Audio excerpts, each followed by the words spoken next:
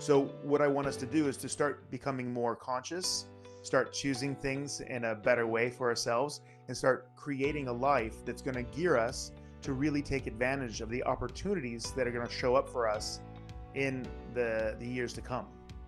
This podcast is brought to you by the Integrated Human. We work up, down, inside out to plug yourself into your potential. If you want to see what we are up to and what's next, sign up to our newsletter or follow us on social media. If you like what we are doing, we really appreciate it if you can like our post on social media and YouTube and help us grow.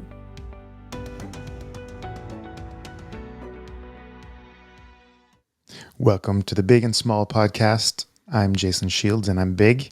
And I'm Marit Gabrielsen and I'm small. That's true, and welcome. I'm so glad to be back.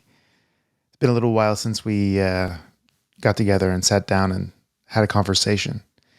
And I'd like to talk a little bit about motorcycles, motivation, and evolution today, if you don't mind. That sounds fun. Yeah, it's going to be great. It's going to be great. Let's see where we end up. Exactly. Well, there's a lot of controversy in the media about, equal rights and anti-racism and anti-sexism and all of this. And it's a natural progression of integrating polarity. We've evolved.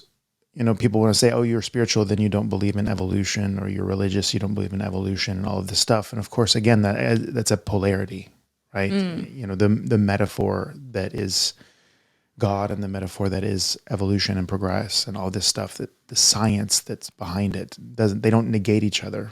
The one gives us a feeling, understanding, a spiritual connection with the things around us, and the other one shows us all the details and how the mechanics work. So they're actually one and the same. As our scientific knowledge grows, our understanding of our spirituality will actually grow, right? So a lot of people are making connections between quantum physics and psychology and quantum physics and meditation and all of this is very interesting. But evolution is not just a biological thing, in that technology evolves, we evolve as people.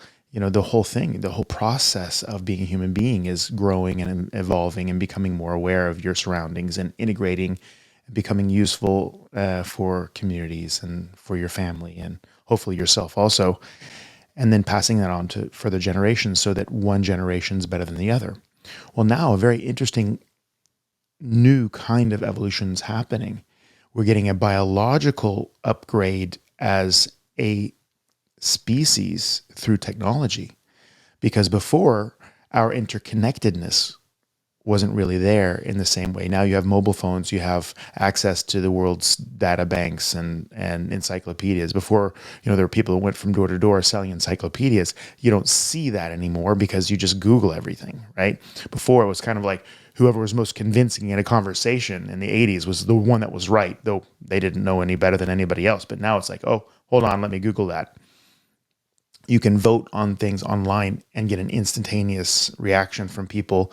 We're actually becoming one superorganism, just like a beehive or just like an anthill, So we're really truly waking up as a species. And in this interconnectedness, the linear thinking that we had before is starting to disappear, meaning that me and mine and this and only my way. You ask a man what a business is for, what do they usually answer? Making money. Exactly, making money. But as we integrate, we realize that the purpose of a business is to provide a service for the community and workplaces and enhance symbiotically the success rate that our community has. And through that, provide that service so well that people are willing to pay you for it so you can continue to grow. Right? That's more of an integrated and more of an interconnected definition of a business. And people who now are losing their businesses in COVID and all that are seeing that. If you love your community, you love the businesses in your community, and if those businesses have made connections in the community and the community understands that that's where people work and they love to work there, and Joe does this thing, then they're going to support that business. They're not just going to buy everything from Amazon, for example. Right? You want to go to that local store and support them so that they don't disappear, because once they disappear, they're gone in many cases. And sometimes they've been there for generations. But again, if their focus is make money, like these huge multinational corporations, then they're going to have an issue. But again, that interconnectedness that multinational corporations have, they serve many countries at once. Again, they're not only limited to one linear piece of the population buying their products. So this interconnectedness is the thing. And we see this in all levels. We see this in our communication. We see it in the way we define ourselves. We see, we have an online entity presence, personality. We have, your local everyday personality. And, it's really interesting to see what we're doing, So over the next podcasts, I want to talk more and more about that theme, about interconnectedness. And in my spiritual friends, my spiritual group of people, that we talk about the entrance of the goddess. And you see that, it's girl power and woman power. And, we know the female brain is much more interconnected than the male brain. The male brain, according to neurologists and science, it has more neurons, but the interconnectedness of those neurons is much, much higher in females.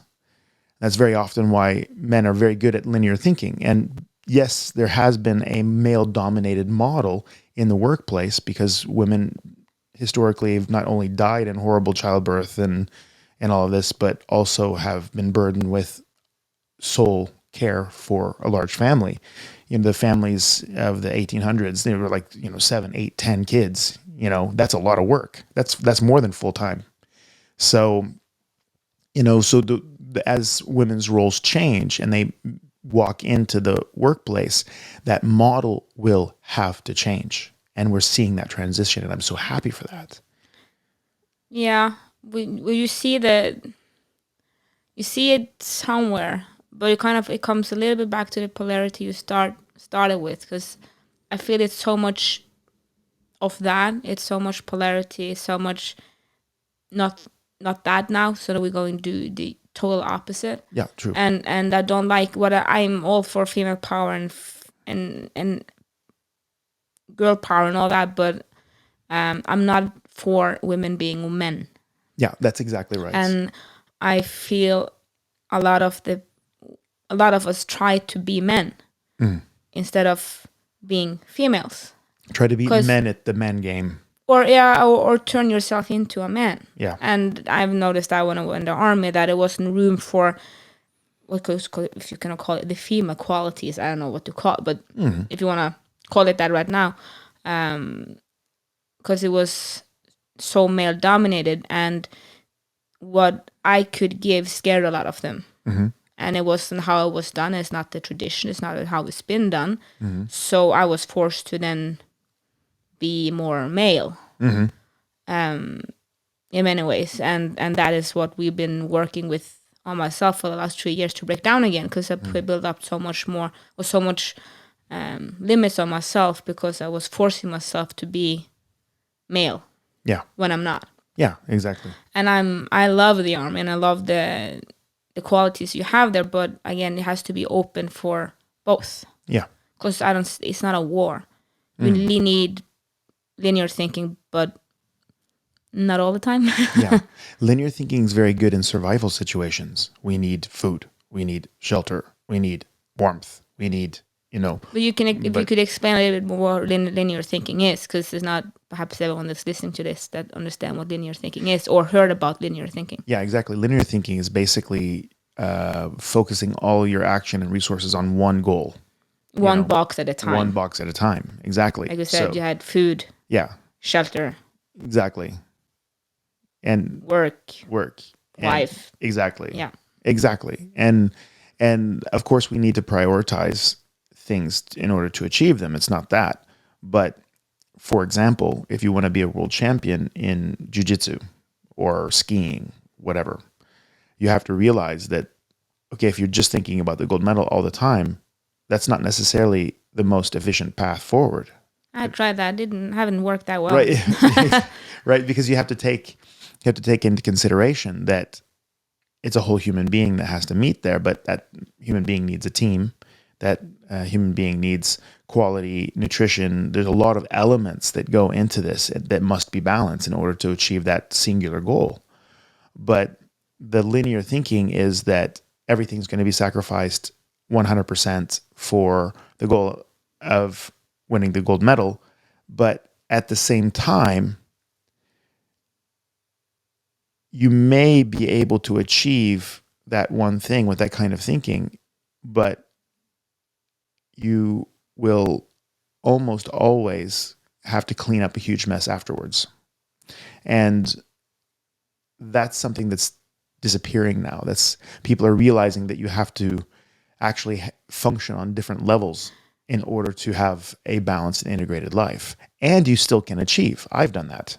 Is that that's gonna come out wrong, but is that why you see a lot of men in their 60 being very miserable, and because they have accomplished everything. They have the car, they have the house, they have the firm, so then they now have the wife that's 19, and because they have accomplished, but they have accomplished in business, but they haven't kind of accomplished in life. Well, in a way, yeah, that's, Know what I mean? that you get what you want. And if what you want is that gold medal, what then? So if you haven't become a different person, if you haven't evolved in that process, if you haven't integrated yourself more with the team that helped you get there, and your family's proud of you, and you're loving your family more as a champion, as an achiever, then you have an issue. There are a lot of people that are like that. Yeah, Marit. Yeah, so you have then accomplished you have peaked in one part of your life, but the 49 other parts of it is not accomplished in. Yeah, not even And then accomplished, but they're maybe even just laid to waste. Yeah, so then You you burn are everything. 65 or 70 and you're sitting there alone and just, what now? Exactly. That's it. Because it has to do with much of the perspective, it's like, and also self-worth. A lot of people want to be a world champion, for example, but there's only one world champion every year, so it's like there's only one gold medalist in the Olympics in that event. So what happens when you don't achieve that one thing? Do you grow from that? Did the process make you a different person, or are you a failure? What happened if you, I think it's even worse, because if you don't accomplish it, you're at least, okay, I have four more years, let's go. But if you do accomplish it, what's then? Yeah, exactly. That's it. Because the same day, nothing actually has changed. Yeah, you still have to do the dishes, right?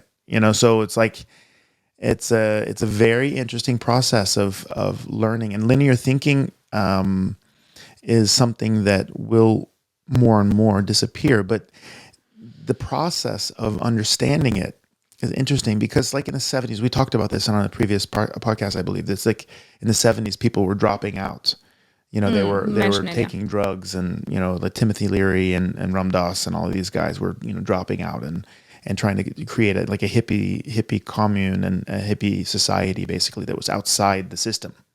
Right? That's a polarity. You have the system that was very repressive in the 50s and 60s. People were very kind of boxed in, and all the men, wore a hat and a suit and a tie, and they were going to work if they were All white Mad collar. Men Yeah, area. exactly. That whole era, right? Very sexist, very, mom was at home with the kids and tortured because everything had to be perfect and dust free. And she was judged harshly on how the kids looked and how they behaved. And there's a lot of structure, yes. Efficiency in one way, yes. But the human being in them were dying. And women at home were taking Valium and drugs, and Mother's Little Helper, it was called. Valium, right? And they were alcoholics, and it was just chaos inside, because there was no creativity being let out. There was no life inside. The box was so small. The ball was, exactly, it was so tight. It was like a belt around their necks, So the hippies, of course, were a natural progression. Then the opposite side of that pendulum came out, and then they were going to separate from society. But you don't separate from society. It's not about that, my friends. Yeah, it's cool to have dreadlocks. Yeah, great, do that thing. If you expand your consciousness, but use the structure in a creative way so that you can give something from your heart to the world. It's like integrating those two things so that you can have all of the benefits of technology, like hospitals and EEGs and MRI machines and insulin and all this for the people who need that. And, cars, it's amazing. Technology is amazing, and still find a way to be that wild you in a way that functions in that system. It's like it gives you power. The Jocko Willink, the guy from, he's a motivational speaker. He's a super guy. He's also a black belt in jiu-jitsu. He talks about, discipline gives you freedom. Structure does give you freedom because through structure and consistency, you achieve the things that you want, that you get the tools that you want in order to express yourself creatively, right? So, that's an idea that, okay, look at the polarities. So you have racism and anti-racism. Of course, when those things integrate, we'll realize that we will appreciate people for their uniqueness of race, color, creed, religion, style, hair color, whatever. But we will not limit them based on those things. We will appreciate them for that. That's the integration of those two things. When you have people who don't see race, and people who are judging you for race, you put them together, you basically realize that we love everybody regardless of their creed. We respect their creed and color, but still love them. Right? But it should be much more about are you functioning or not. Yeah, because you don't talk about function. You have this idea that and you identify so much with it. Yeah. Like I didn't think, like, talk to me about spirituality 3 years ago and I would laugh in your face. But now I'm very spiritual, but I'm not doing drugs or looking for that kind of, I'm working on it. You're challenging yourself and trying to be functional, become a much more functional human being and functional me with my spirituality, with knowing more. Using your spirituality actually makes you more functional. Yeah. Right. That's it. When I do it this way. Yes, exactly. And I think people, if you shouldn't judge people, but we should look at function. Are you functioning or not? Yeah. And are what you're doing sustainable, and is it giving something back? Yeah, exactly. That's it. Are you integrating yourself in society in a functional way? And helping society, and like That's you said, helping the local community and giving a service that people can grow and enjoy and be a part of. That's it. Exactly. So if young men often want to make money and be, Instagram famous, and they want to drive the Ferrari and all that. Why not just find a way to serve people in a very important way? Why not focus on using your talents, not to make money, it's very linear, rather be richly rewarded for the very important life essential service that you're providing for the world. Yeah, and it's such a, like, if you go into a store, it's such a difference of being, we love food, so food is a good example for us. When you go into a restaurant or a gas station, doesn't matter, but when the people that's there love what they're doing, and they serve you, the food tastes different, the atmosphere is different, and you just want to come back. Like, we have this friend that owns a gas station, and he had a guy working there, and he was so good at making burgers. And I know I shouldn't eat too much gas station burgers, but when he was there, I would order a burger even if I didn't want one. Yeah. Because I just, this guy, his burgers are so good. Yeah. So when he's there, I'm having one. Yeah. And it wasn't on purpose. I went in there to pay for my gas, and he was saying, like, I'm having a burger today. Yeah. Because the way he served the burger, the way he prepared the burger, was with so much love and care. And now he works as a apprentice at the Michelin restaurant in Bergen. Yeah, it's like, is it a 2-star, 3-star Michelin? I don't know how many stars. It But has some stars. I think it's 3 stars. Actually. 3-star, yeah. It's Bava in Bergen. Incredibly difficult. And he works there now. Yeah, exactly. And I was there, and he was there. I'm like, well, you served me burgers half a year ago, but you're here now? Well, wow. That's it. And that's one of those epic things. Fill up your present place, right?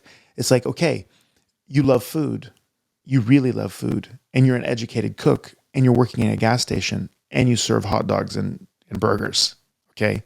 But serve it with love, serve it with attention, serve it with consciousness, give everything you can in the framework, which is that burger in that case, the framework which you work at Walmart, you work at Target, you work as a neurosurgeon. I don't care.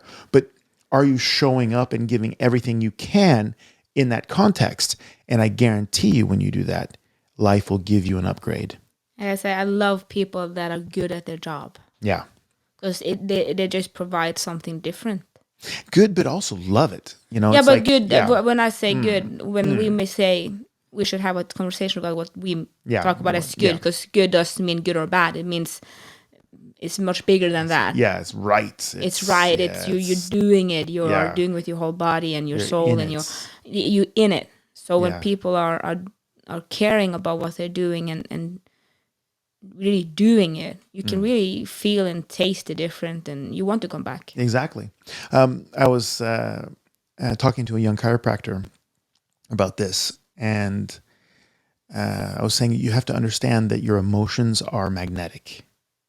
He's like, well, what do you mean by that? And I said, well, your darker emotions are they outward moving or inward moving? It's like they're inward moving, right? And anybody who's had those knows that. When you're having some depression or you're having sadness, you want to move on the inside. You go. It's the low dark ones are inward. Exactly. And anger is not always that was. True. And and you're happy and celebratory and all this stuff. That's an outward moving emotion, right? So that there's a directionality to emotions, and you can use those things to pull things to you or push things away from you, and you can also use them to cut things away from your life or to add things to your life. So do people want to be around you when you're successful, happy, and loving? Yeah, you magnetize people, right? So I didn't drink coffee. Never had a drop of coffee before as an adult. Nothing. It's hard to imagine. It's hard to, right? And now this is a beautiful story, because if you know me, you know that if there's one thing that I drink too much is coffee.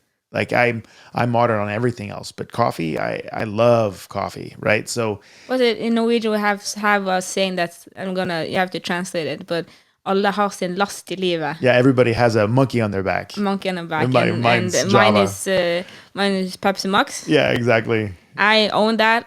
It's fair. It's good. That is what it is. And you have coffee. I have coffee, right? So it's not the worst things we could have, though. That's true. There's there are worse things, but the process of me being introduced to coffee, I felt was really interesting and telling. And this is a great story for this emotional magic that we have, this magnetism. So I'm in Germany with my friend Achim, and he is an insane chiropractor. This guy, I'm telling you right now, if he was on the other side in a war, I would be fearful. This guy he's so good. He's so driven. He's so passionate. He's so amazing at what he does. And he's like that with everything. So I'm telling you, if you had an army of Achims against you, you'd be in trouble.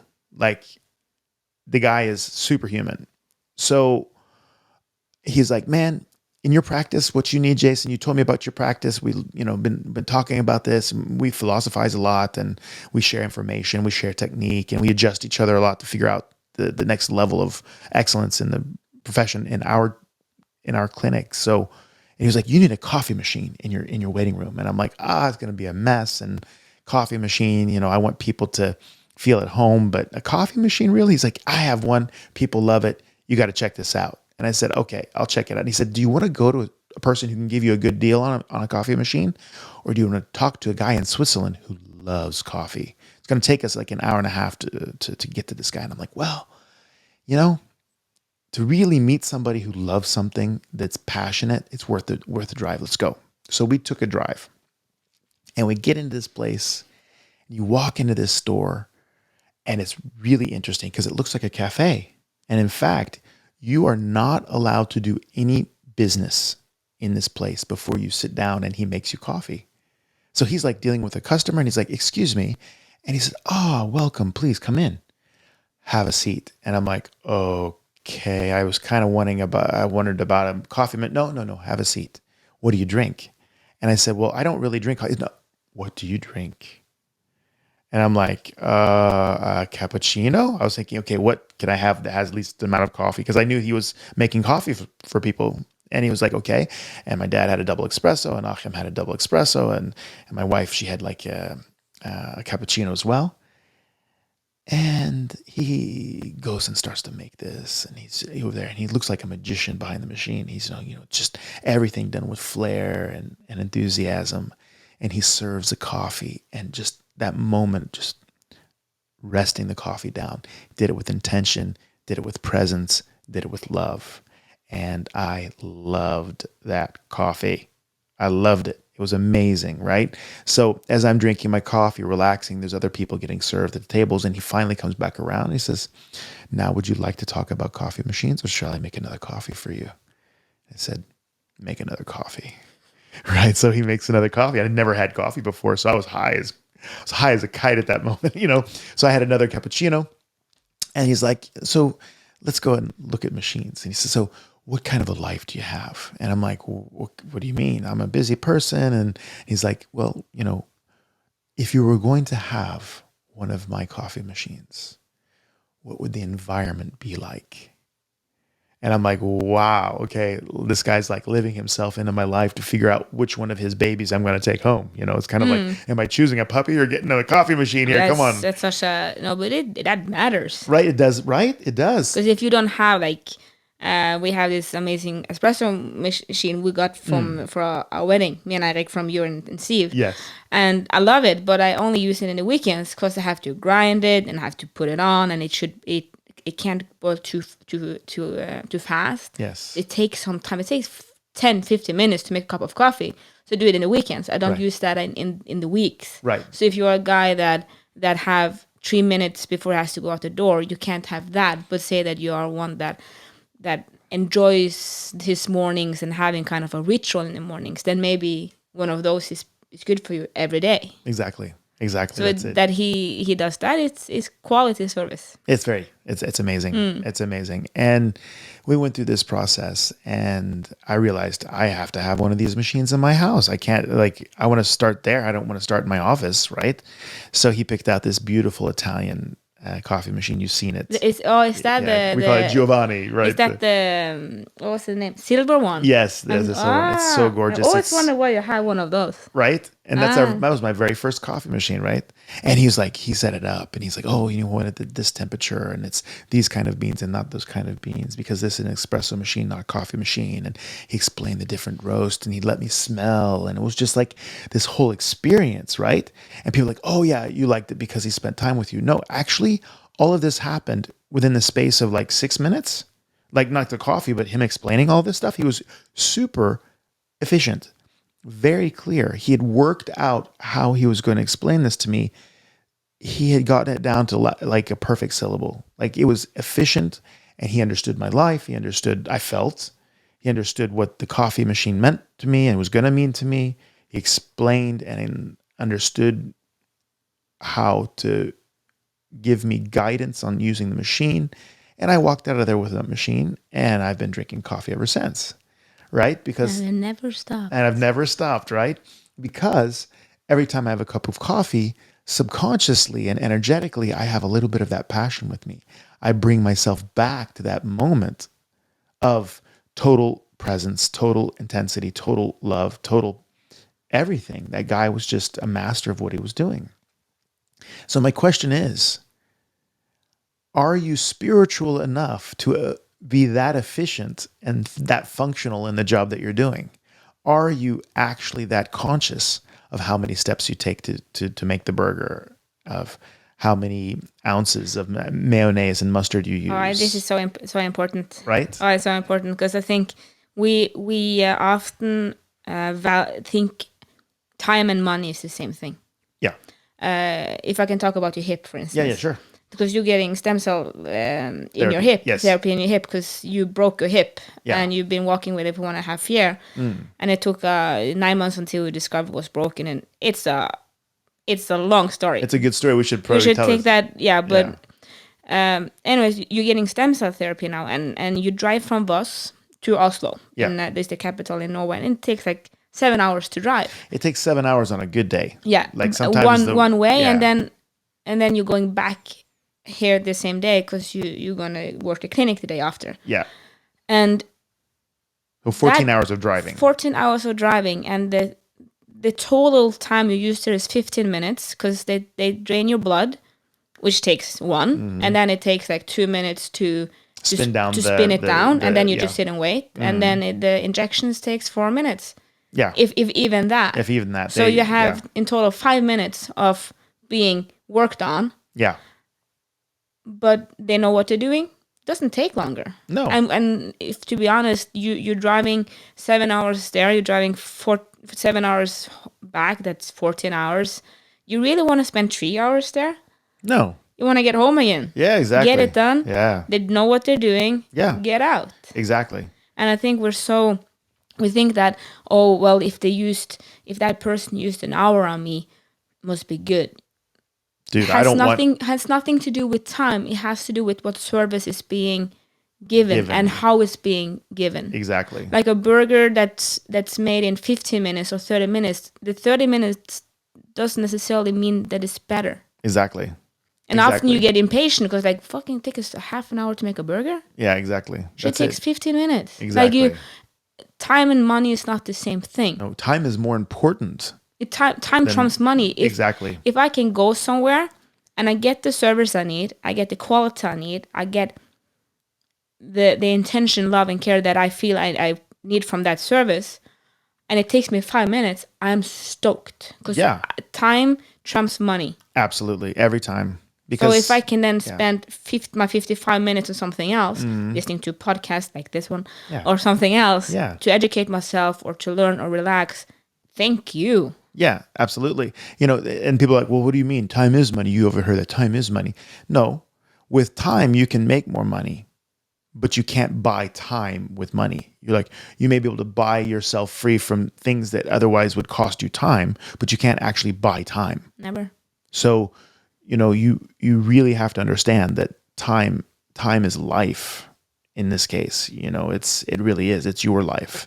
So what are you going to fill that time with? You know, is it being impatient with other people? Is it being upset, being frustrated, or is it going to be accepting the moment and trying to find your unconditional love? You know, and actually, are you going to look at yourself in that moment and do a shabby job, or are you going to do the best possible job you can? Are you going to be as functional as you possibly can and give as much presence as you can? That, my friends, is spirituality.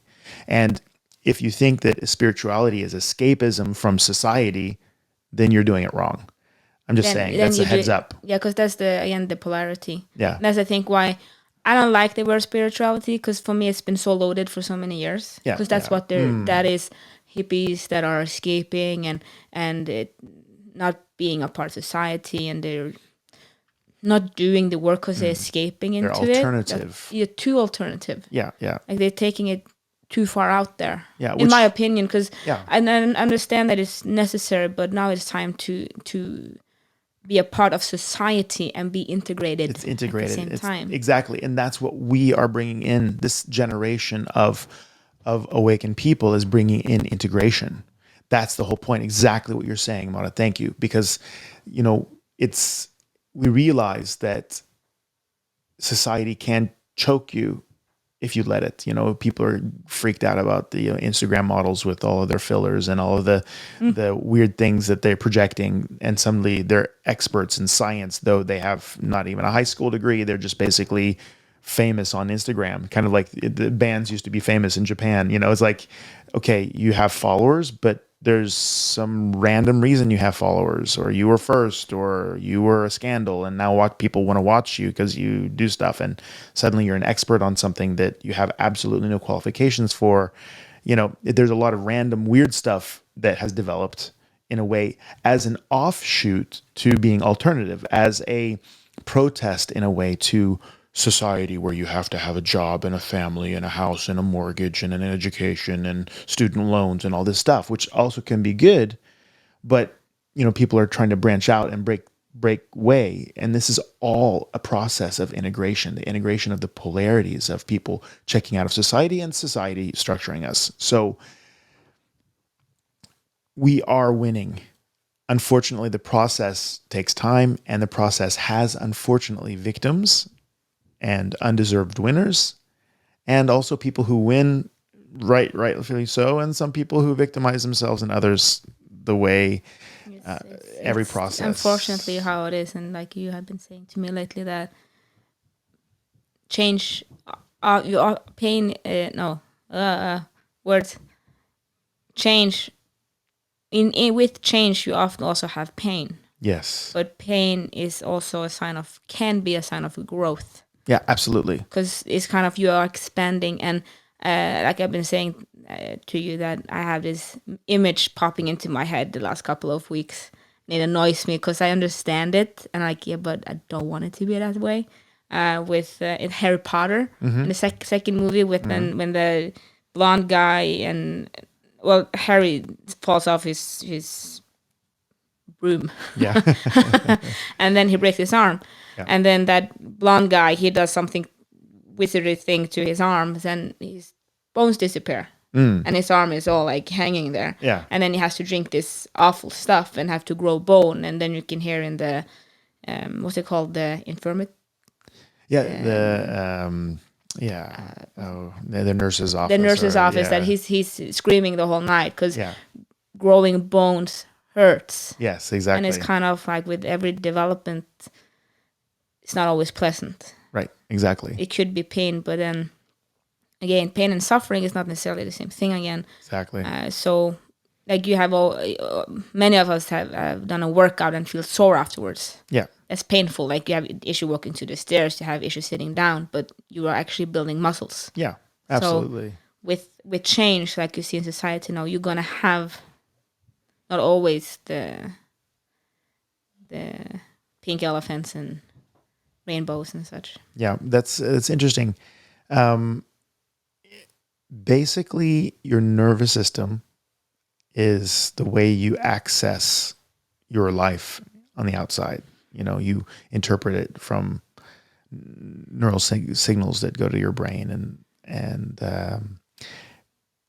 your nervous system is a relativity machine, which means that, let's say that you are outside throwing snowballs, and you come inside, and you put your hand under even cool water. What do your hands feel like? Oh, they're hurting. They hurt and they burn like a mofo. And why is that? Because the relative change from the snow and ice temperature to even cool water is very large. So if you're used to maybe, let's say, 115 degrees Fahrenheit, or 48 degrees Celsius, something like that, and then suddenly it drops to 20, you're freezing.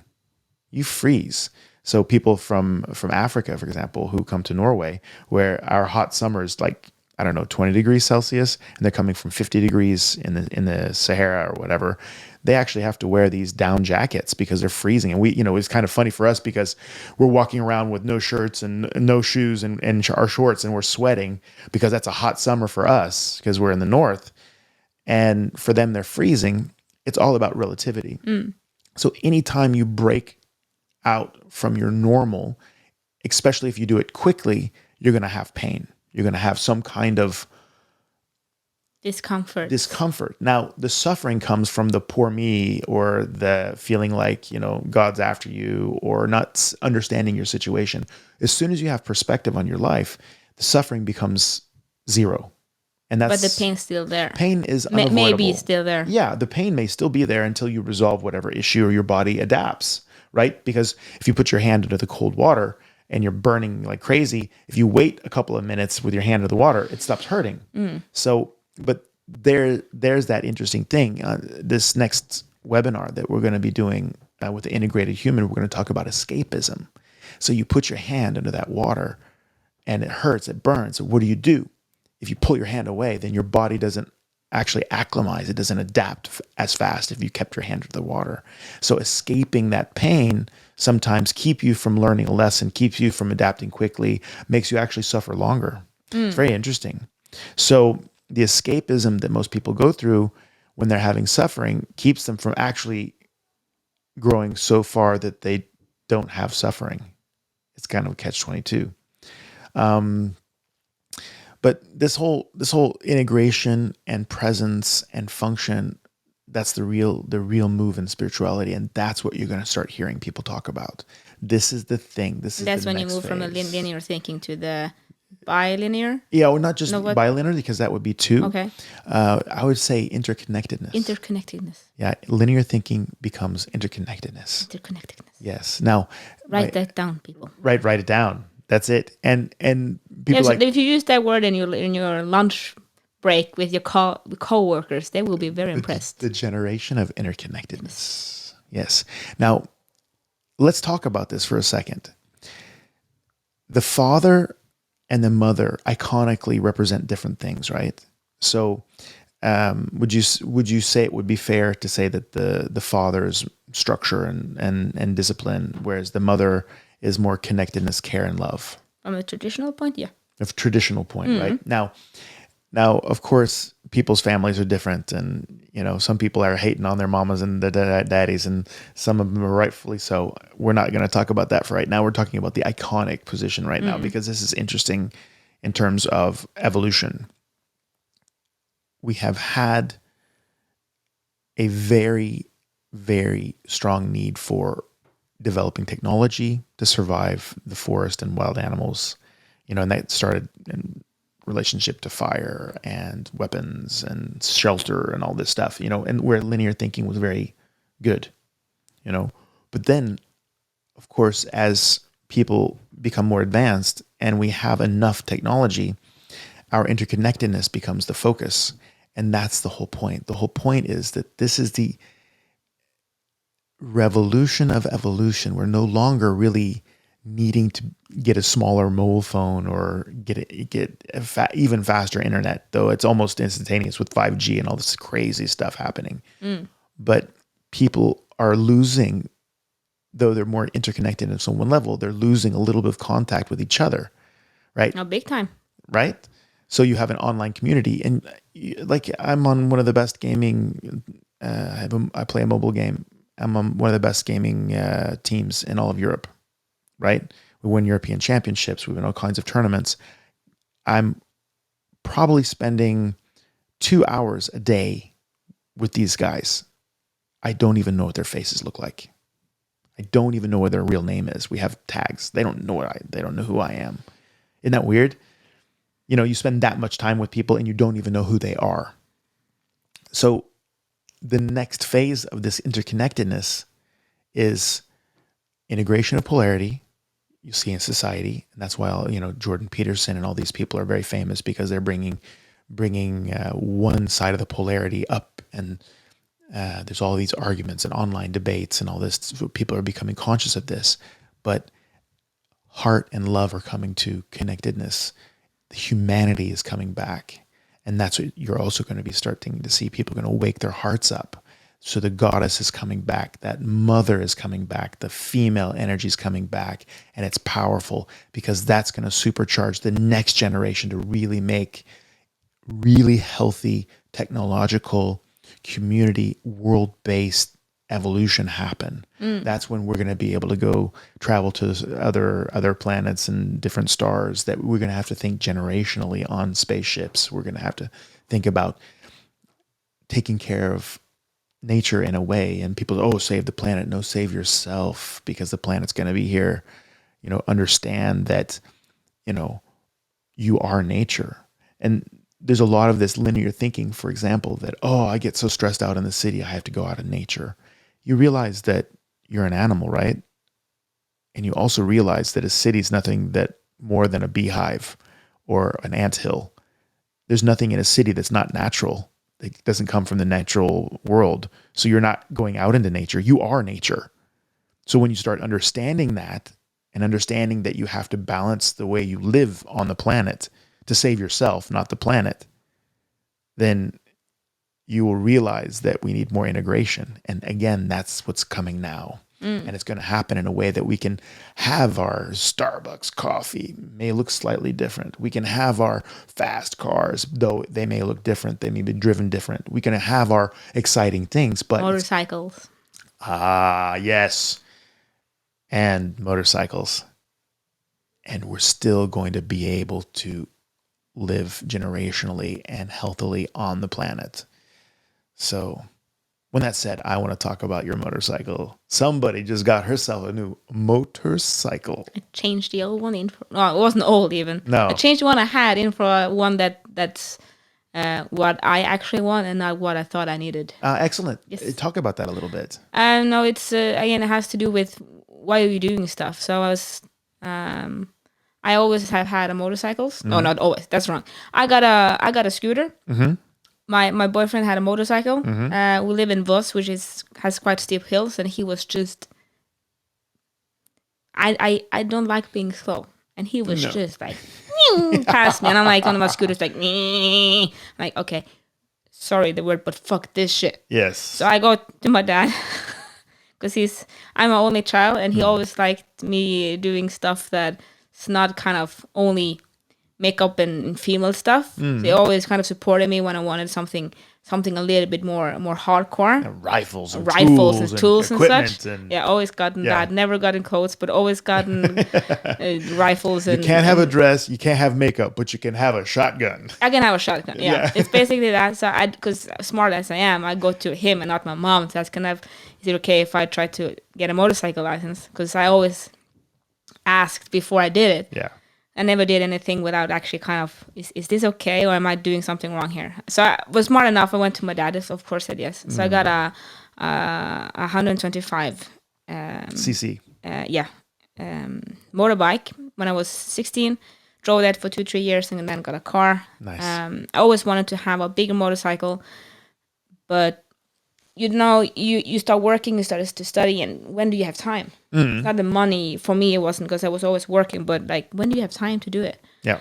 And then a story we're going to come back to later, I believe, but I got sick, got on a sick leave for 9 months. And contrary to what people think, you have to do something when you're on a sick leave. Yes. Because it's not just maybe a foot that's aching. It could be a lot of things going on inside. And to sit alone, and because I was alone then a lot because people were working. My mom was sick, my grandma was sick, my dad was trying to support the family the best he could, had to work, and my husband was in England studying. I didn't know you more as I didn't have you as my best friend, then I had you as a chiropractor, so it was kind of limited things I could do. Yeah. And I was watching a lot of TV shows, and I'm going to take that motorcycle license now to get a big, I'm going to do it now. So I took it, and then I need a bike. And I had this friend that was driving a BMW and loves those kind of bikes. I was riding with him, and he had to take his bike on service.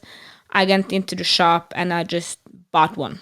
Nice. I didn't try it. I didn't do anything. I'm just like, I'm going to have that one. That one. And I was a lot of influenced with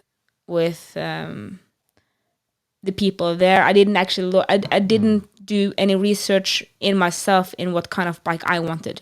Right.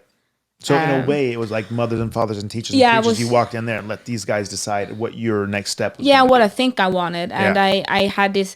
They have this romantic illusion of I'm gonna start cruising. When Eric gets home, he's gonna take the license. They wanna go cruising a lot, and I'm gonna need this bike. Then it's gonna be perfect. And then I now realized that I like driving a motorcycle, but up and down for work and maybe to get an ice cream. Yeah. If I want to ride for a longer ride, I'm going to take the car. Yeah, it's much more comfortable. And it saves time, again, because I think it's not something I do. If I love driving, but as transport. Yeah, and that's it, of course. And then to eat and drink at the same time and have conversations. Yeah. That's what I do. We've had some great conversations. Yeah, I love having car rides and talk. Exactly. I think some of the best conversations you have is when you walk with someone or drive with someone, or in this podcast studio, of course. Yes. But I realized, I'm not that kind of person. And then I started having bad conscience because I have this motorcycle that should be driving. Like it's such a good motorcycle, but it's just standing there. And I was thinking about just selling it, and then you and Eirik just like, now you need a motorcycle. I'm like, yeah, I want one, but like, and so I took my motorcycle a month ago, 3 weeks ago, to have service on it, and then you were kind enough to ride with me to Bergen and giving me a ride home in your car, and I said, let's just stop by that store over here first, because it's another store than the other one, and I just want to have a look. And we go in there, and you have in movies that looks like and lights on it. Yes. It was there. It was. Now, I just want to talk about manifestation. You can actually magnetize things to you in your life. You can actually find that rightness by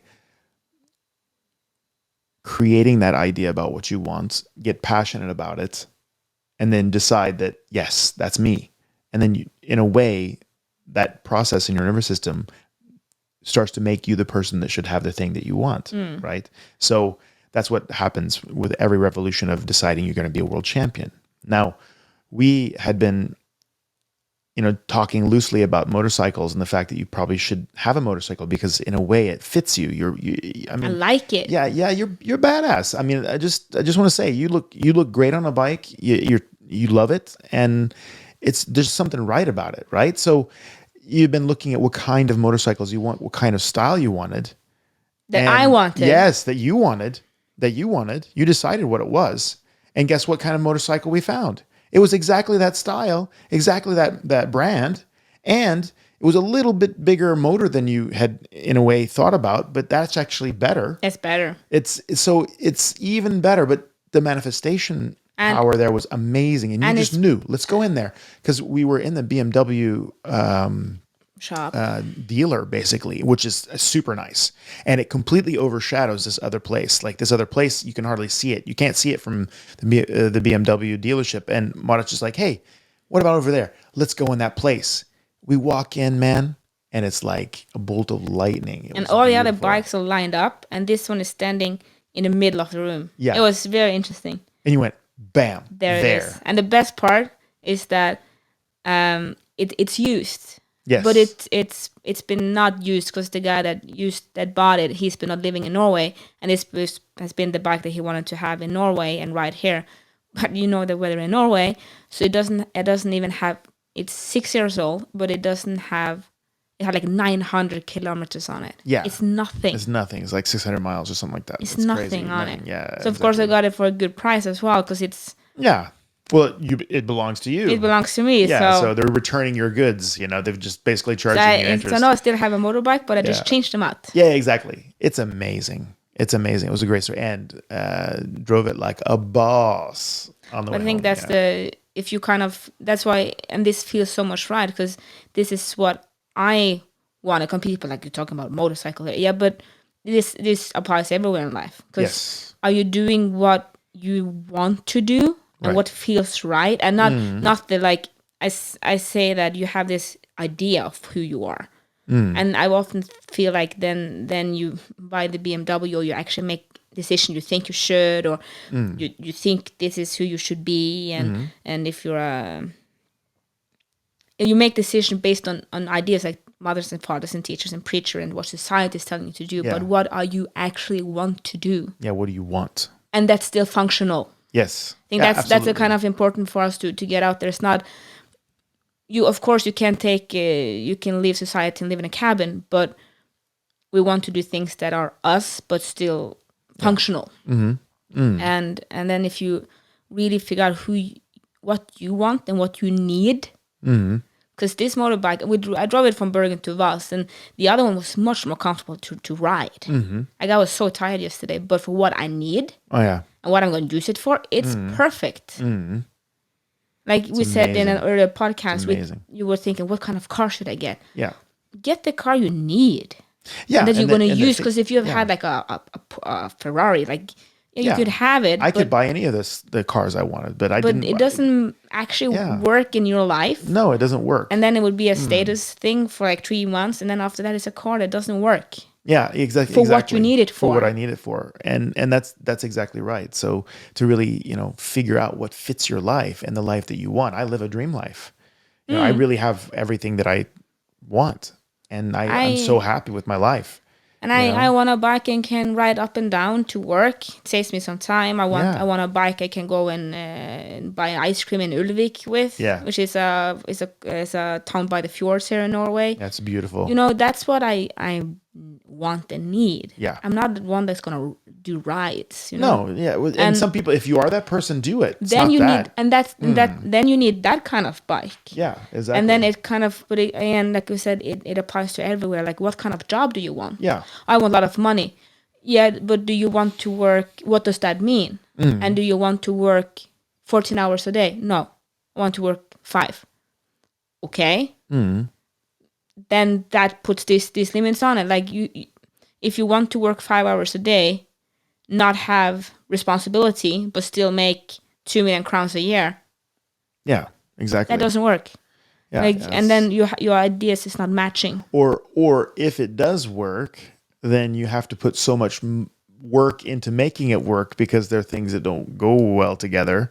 That good on you, because you're going to be working 10 times harder than everybody else who takes a little bit of responsibility and is satisfied with less, right? Because it's like you're saying, those things don't really work together. So if you're going to make them work, then good luck. You're going to have to put in a whole lot of energy. It's kind of like if you don't want to get an education, that's fine.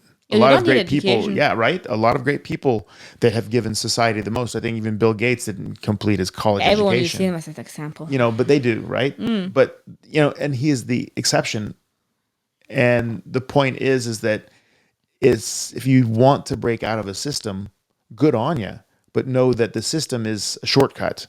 So if you're not wanting to take the shortcut, then what's left for you? Lots of hard work, and you're going to have to whack your own way through the jungle with a machete to burn that path. Now, once you own that path, then people follow you, then you can be ultra successful, like with Bill Gates, for example, or the guys with Facebook and all this stuff, you know. So God bless the people who want to be different, but understand that different is also difficult. Yeah, and I just think we have a lot of conflicting ideas. Yeah, I want to work a lot. No, sorry, I want a lot of money, but I don't like to work. Yeah. Well, basically Instagram life, you know, people. Well, that is a lot of work. Yeah. That's content what people making. Don't understand. We're trying. It's insane. But you know, like you have these people that no, I want to be free and just do me. Okay.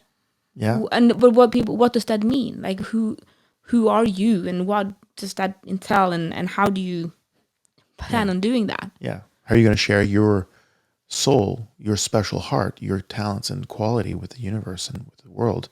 How are you going to take your place in your own destiny? How are you going to matter? That's important. So thank you again for having a great conversation, Marit. It's another Saturday in the box. Another Saturday in the box. So just remember, you matter. Unless you multiply yourself by the speed of light squared, and then your energy. But if you can't be energy, matter. Thank you for listening to our podcast. We hope you felt we added something to your day and hopefully your life. If you want to learn more, subscribe to our newsletter and find us at integrated-human.com. That is integrated-human.com. Integrated Human on YouTube and other social media platforms. Have a great day, and thank you again for listening. Love, light, and upgrade from us at the Integrated Human team.